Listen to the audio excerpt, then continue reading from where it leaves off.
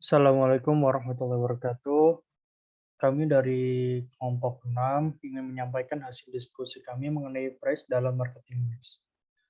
Anggota kami yang pertama ada Muhammad Ma'ruf Agustino, Dina Arista Kamalasari, Jovanza Hawis Albairi, Haidar Dafa, Amara Hasna Mustafa, Herwin Nur Cahyo, Nabila Kaulan Sadida, dan yang terakhir Ingridia Arum. Langsung saja menuju ke pembahasan pertama yang akan disampaikan oleh Mas Ma'ruf Agustino.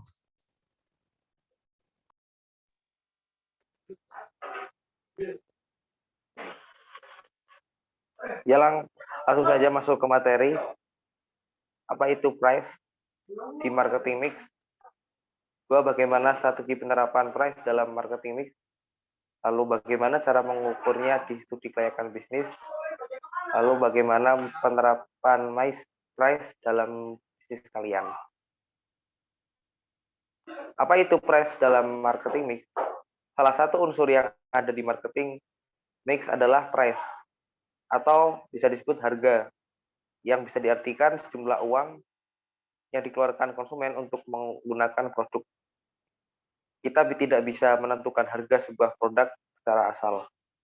Semua harus melalui tahap kalkulasi yang tepat, sehingga harga produk tersebut tidak membawa dampak negatif bagi perkembangan sebuah bisnis. Harga yang terlalu rendah bisa membahayakan keberlangsungan bisnis, dan di sisi lain harga yang terlalu tinggi juga akan menyurutkan minat pembeli. Bagaimana strategi penetapan price dalam marketing ini? Pemilihan strategi penetapan harga yang tepat penting untuk mencapai tujuan perusahaan. Harga sangat mempengaruhi permintaan, keuntungan, dan posisi produk di pasar. Ada beberapa faktor pertimbangan dalam strategi penetapan harga. Yang pertama, biaya. Kedua, pelanggan. Ketiga, jenis produk. Empat, target pasar. 5, pesaing. Lalu bagaimana cara mengukur price dalam studi kelayakan bisnis? Menggunakan break-even price. Untuk mendapatkan nilai break-even price ada rumus,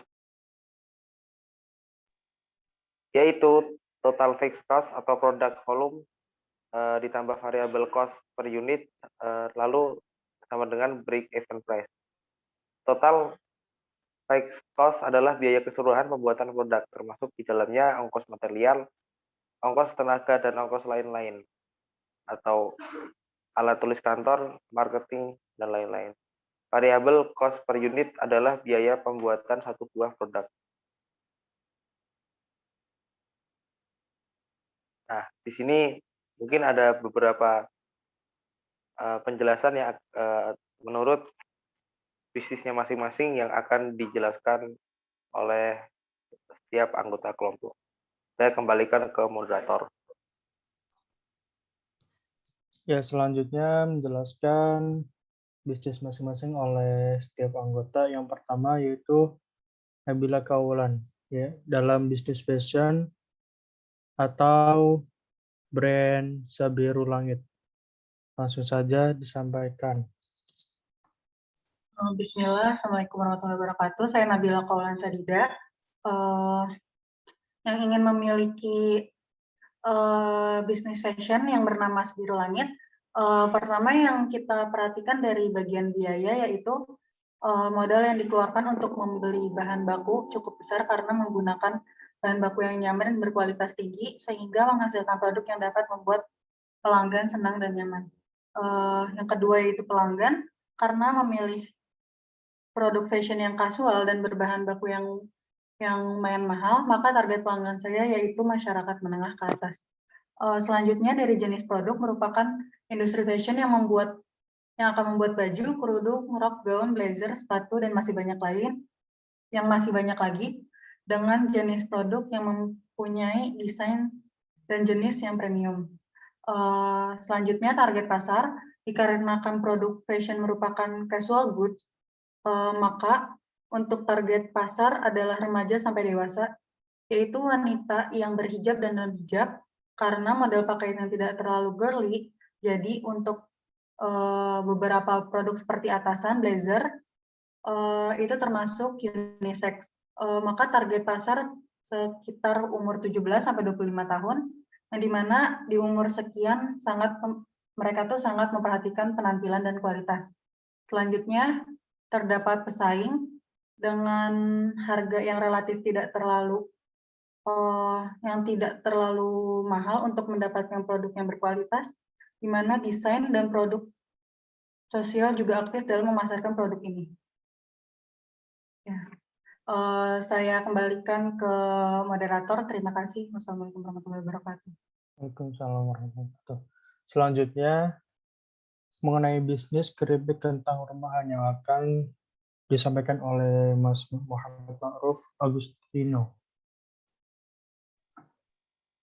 Ya, jadi di sini saya akan menjelaskan penerapan PRES dari rencana bisnis saya, yaitu bisnis keripik kentang rumahan.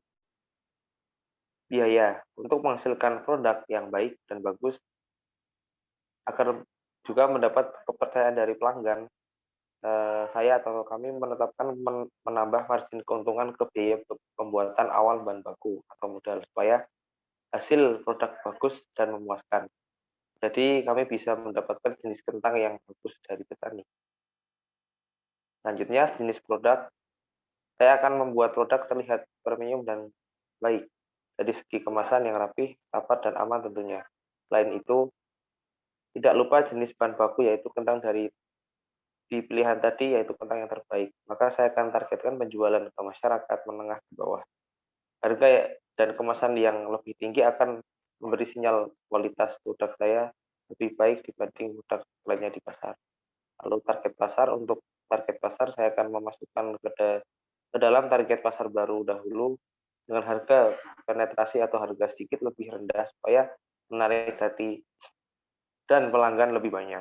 Selain berkembang, baru saya akan memasukkan ke pasar saat ini dengan menstabilkan atau menyamakan dengan produk lain supaya lebih bersaing.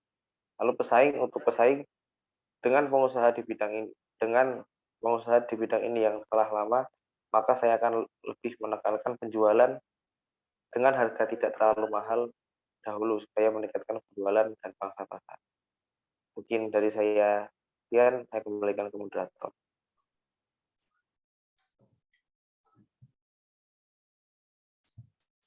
Ya, selanjutnya penerapan PRES dalam marketing mix dalam bisnis hijab produksi sendiri atau nama brandnya Beliza yang akan disampaikan oleh Mbak Dina Arista Komalasari. Di sini saya memilih untuk membuka bisnis hijab dengan rincian sebagai berikut. Biaya yang dikeluarkan untuk memproduksi meliputi modal untuk membeli bahan baku, modal untuk membeli peralatan produksi, dan juga biaya gaji karyawan.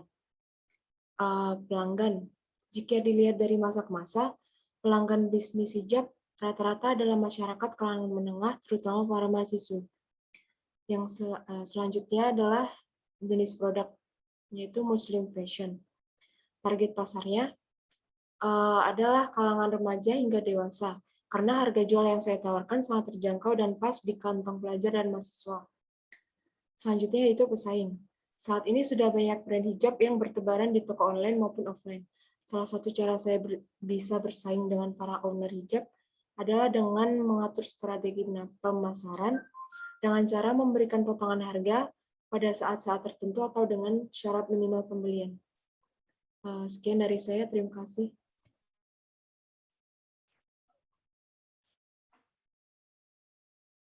Selanjutnya penerapan PRES dalam marketing mix dalam bisnis toko kue tradisional berkonsep modern yang akan disampaikan oleh Ingridia Arum.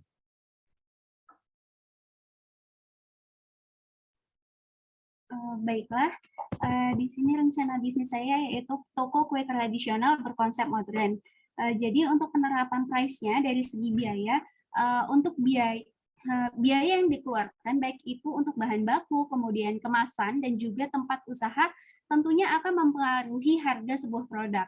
Karena usaha saya di bidang kuliner dan juga menggunakan bahan baku yang berkualitas, tentunya akan membuat harga produk saya sedikit lebih mahal dari harga kue tradisional pada umumnya. Dan yang kedua yaitu pelanggan, harga yang berbeda dan juga konsep toko yang berbeda, sehingga pelanggan usaha saya pada umumnya adalah kalangan menengah ke atas. Dan yang ketiga yaitu jenis produknya. Untuk jenis produknya yaitu kuliner. Dan yang keempat yaitu target pasar. Nah, target pasar pada bisnis saya itu sendiri yaitu kalangan menengah ke atas. Dan yang terakhir pesaing. Mungkin produsen kue tradisional itu tentunya sudah banyak, namun kue tradisional yang akan memberikan cita rasa yang khas dan juga konsep yang berbeda mungkin sedikit, sehingga saya sendiri akan memanfaatkan kesempatan atau peluang ini, walaupun harga yang saya tawarkan itu akan jauh berbeda dengan kue tradisional pada umumnya. Demikian. Selanjutnya penerapan price dalam marketing mix dalam bisnis kuliner atau salad buahku yang akan disampaikan oleh Amarasna Mustafa.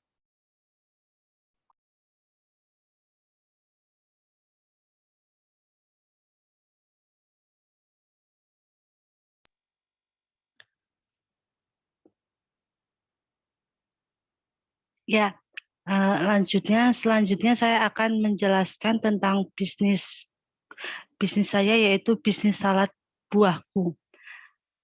Biaya itu berasal dari biaya modal untuk salad buah ini memang cukup besar karena menggunakan bahan baku yang berkualitas sehingga membuat konsumen akan kembali untuk membeli produk tersebut. Sedangkan pelanggan itu bisnis salad buah ini merupakan bisnis menengah ke atas dan menengah sedang, sehingga semua kalangan bisa membelinya. Jenis produknya adalah dessert. Target pasar pada salad buah ini untuk kalangan remaja hingga orang tua. Pesaing produk salad buah yang didirikan memiliki adanya pesaing yang menjual produk dengan harga yang murah. Saya mengantisipasi ancaman itu dengan selalu mencari inovasi pada produk saya, yaitu dari segi rasa pada saus yogurtnya, dan yang paling utama adalah kebersihan pada produk, baik saat memilih bahan yang digunakan maupun pada saat mengolahnya. Selanjutnya penerapan price dalam marketing mix dalam bisnis coffee shop dengan brand Yunggu yang akan disampaikan oleh Mas Devansa Fisalwiri. Terima kasih Mas Dava. Bisnis saya namanya Nyuguh Coffee Shop. Biaya yang dibutuhkan untuk memulai bisnis saya di awal itu relatif murah.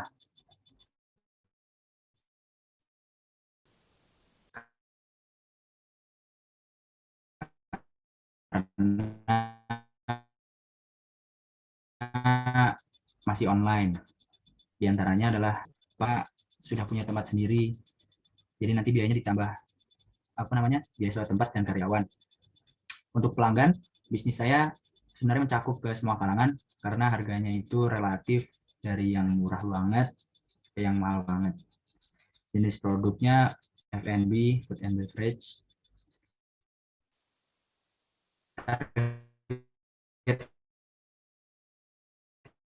Pasar konsumen yang ideal untuk bisa kumpul, untuk ngerjain tugas kelompok ataupun tugas individu, atau juga kumpul-kumpul biasa. Untuk pesaing jelas banyak sekali, apalagi saya memulai bisnisnya di Jogja, karena sudah banyak sekali coffee shop di Jogja. Saya harus punya ciri khas sendiri jika ingin bersaing di bisnis ini. Terima kasih. Ya, terima kasih. Selanjutnya penerapan price dalam marketing mix yang disampaikan oleh saya sendiri, yaitu bisnis kuliner. Yang pertama yaitu biaya biaya yang dikeluarkan untuk membuat bisnis kuliner ini dalam online maupun offline, kuliner street food atau makanan jajanan meliputi bahan baku, peralatan, dan lain-lain berasal dari tabungan pribadi dan dana dari orang tua. Selanjutnya itu pelanggan. Pelanggan atau customer saya lebih mencakup ke masyarakat ke seluruh kalangan ke bawah hingga ke atas. Karena street food merupakan jenis kuliner yang dijual dengan berbagai ukuran, kemasan, berbagai macam harga, sehingga cukup untuk budget di seluruh kalangan. Selanjutnya itu jenis produk. Jenis produk yang kami jual adalah kuliner street food atau makanan jajan tradisional dan global seperti Korea. Atau jenisnya yaitu tempura, nugget, dimsum, siomay, dan lain-lain. Yang dijual dengan berbagai macam kemasan dan harga yang berbeda dan dipasarkan secara online dan offline. Selanjutnya itu target pasar. Target konsumen kami adalah semua umur atau anak kecil hingga orang tua, karena street food yang kami jual merupakan jenis kuliner yang tidak asing rasanya atau jenisnya bagi mereka, digemari oleh semua kalangan dan mempunyai berbagai aneka rasa sehingga semua konsumen kami antusias dengan bisnis kami. Selanjutnya itu pesaing. Harganya bersaing karena banyaknya kompetitor yang menjual produk serupa di e-commerce, sedangkan di tempat kami secara offline, kompetitor sangat sedikit dalam hal cara penjualan dan pelayanan, sehingga peluang untuk berhasil sangatlah besar ketika dijual secara offline. Ya, selanjutnya penerapan PROS dalam marketing mix akan disampaikan oleh Mas Erwin dalam hal toko bangunan. Ya, Assalamualaikum. Dalam bisnis saya akan mengembangkan toko bangunan orang tua. Yang pertama, biaya yang dikeluarkan untuk mengembangkan bisnis ini seperti menginovasi tempat dan membuat cabang dari bahan baku dan karyawan, dan membutuhkan modal yang besar. Modal berasal dari tabungan pribadi dan dana dari orang tua. Yang kedua, pelanggan atau customer saya adalah masyarakat desa, kota, dan proyek-proyek bangunan sekitar. Yang ketiga, jenis produk. Jenis produk yang kami jual adalah semacam material bahan bangunan, properti rumah tangga, dan menyediakan berbagai jenis kualitas untuk menyediakan produk kepada beberapa kalangan. Yang keempat, target pasar. Target konsumen adalah semua untuk orang muda yang sudah berkeluarga dan orang tua, karena produk yang kami jual untuk keperluan rumah tangga. Kami juga menyediakan berbagai jenis, harga, dan kualitas barang untuk memenuhi konsumen. Yang terakhir, pesaing. Bisnis toko bangunan yang saya jalani pastinya memiliki pesaing yang menjual produk dengan harga murah.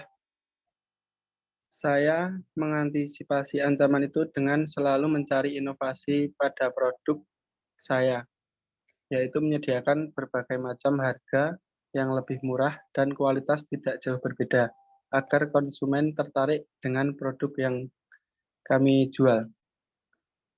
Terima kasih. Ya, di akhir kami ucapkan terima kasih dan mohon maaf yang sebesar-besarnya apabila dalam menyampaikan perkataan kami banyak kesalahan dan ada beberapa kendala. Kami mohon maaf yang sebesar-besarnya. Sekian yang bisa kami sampaikan dari kelompok 6. Terima kasih. Wassalamualaikum warahmatullahi wabarakatuh.